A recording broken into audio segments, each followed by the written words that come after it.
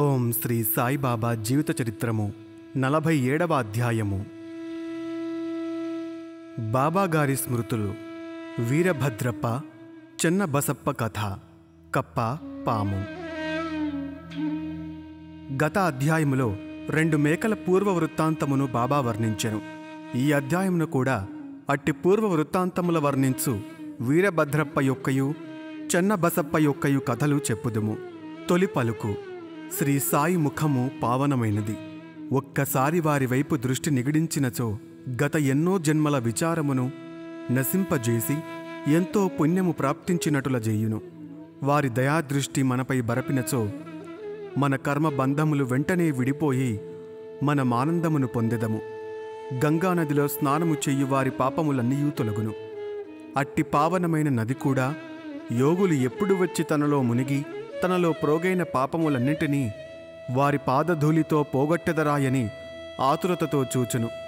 యోగుల పవిత్ర పాదధూళి చేతనే పాపమంతయూ కడుగుకొనిపోవునని గంగామాతకు తెలియను.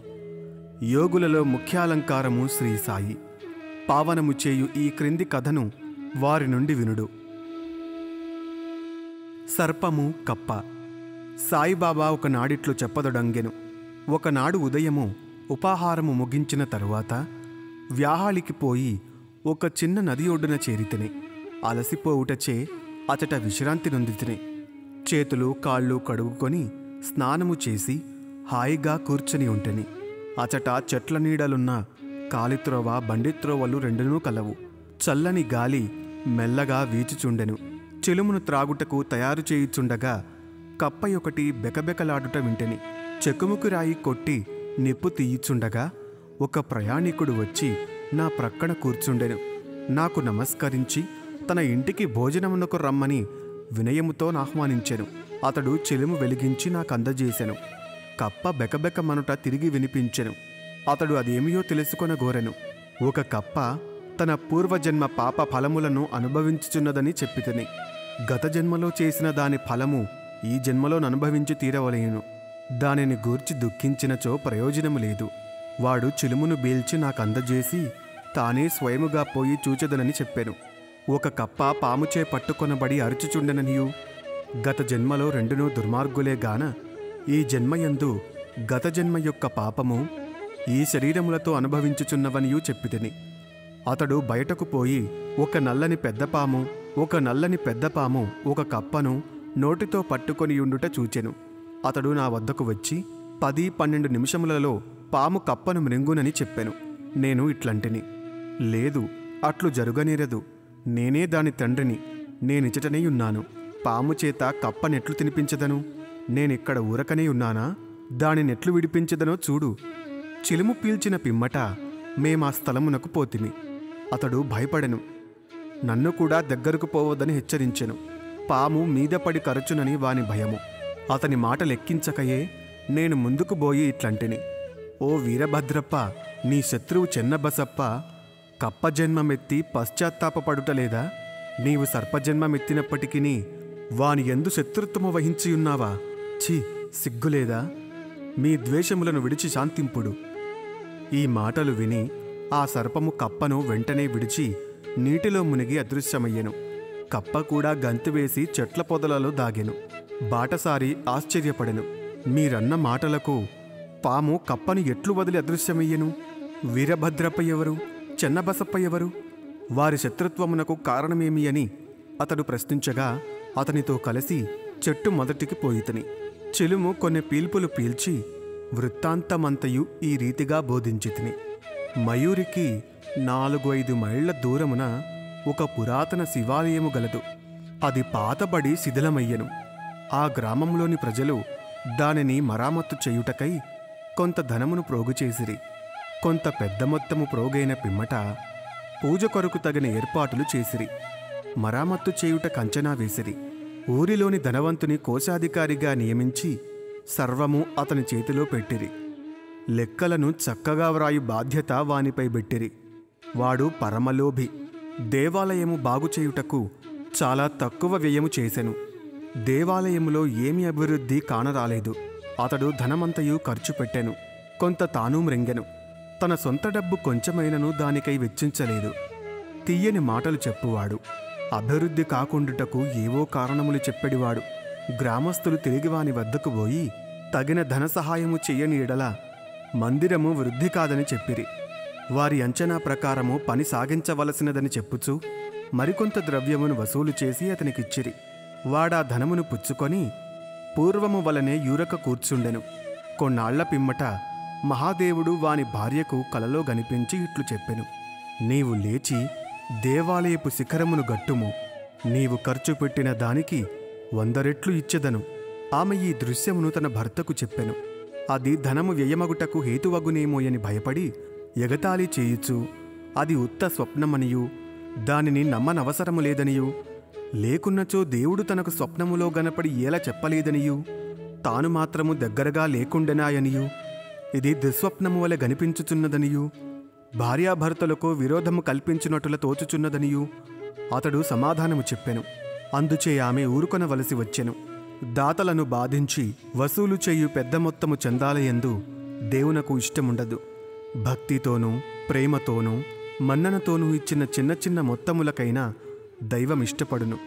కొన్ని దినముల పిమ్మట దేవుడామెకు స్వప్నములో తిరిగి కనిపించి ఇట్లనెను: భర్త దగ్గరనున్న చందాల గూర్చి చీకాకు చెందనవసరము లేదు. దేవాలయము నిమిత్తమేమైనా వ్యయము చెయ్యమని అతని బలవంతము చెయ్యవద్దు. నాకు కావలసినవి భక్తి మరియు సద్భావము. కాబట్టి నీకిష్టమున్న సొంతముదేదైనా ఇవ్వవలను. ఆమె తన భర్తతో సంప్రదించి తన తండ్రి తనకిచ్చిన బంగారు నగలు దానము చెయ్య నిశ్చయించెను. ఆ లోబి ఆ సంగతి విని చీకాకు చెంది భగవంతుని కూడా మోసము చెయ్య నిశ్చయించుకొనెను. ఆమె నగలను ఎంతో తక్కువ ధర కట్టి 1000 రూపాయలకు తానే కొని నగదునకు బదులుగా ఒక పొలము దేవాదాయముగా నిచ్చెను. అందులకు భార్య సమ్మతించెను. ఆ పొలము వాని సొంతము గాదు. అది ఒక పేదరాలగు డుబ్కియను నామిది. ఆమె దానిని 200 రూపాయలకు కుదువ పెట్టి ఉండెను. ఆమె దానిని తీర్చలేకపోయెను. ఆ టక్కరి లోభి తన భార్యను, డుబ్కీని, దైవమును కూడా అందరినీ మోసగించెను. ఆ నేల పనికిరానిది, సాగులో లేదు. దాని విలువ చాలా తక్కువ. దాని వలన ఆదాయమేమీయూ లేదు. ఈ వ్యవహారమిట్లు సమాప్తి చెందెను. ఆ పొలమును పూజారి ఆధీనములో నుంచిరి. అందులకతడు సంతసించెను. కొన్నాళ్లకు ఒక చిత్రము జరిగెను. గొప్ప తుఫాను సంభవించెను. కుంభవృష్టి కురిసెను. లోభి ఇంటికి పిడుగుపాటు తగిలి వాడు వాని భార్య చనిపోయిరి. డుబ్కి కాలగతి చెందెను. తరువాత జన్మలో ఆ లోభి మధురా పట్టణములో ఒక బ్రాహ్మణ కుటుంబములో పుట్టి వీరభద్రప్పయ్యను పేరనుండెను. అతని భార్య పూజారి కుమార్తెగా జన్మించెను. ఆమెకు గౌరీ అని పేరు పెట్టిరి. డుబ్కి మందిరపు గొరవ ఇంటిలో మగశిశువుగా జన్మించెను. అతనికి చెన్నబసప్పయ్యని నామమిడిది.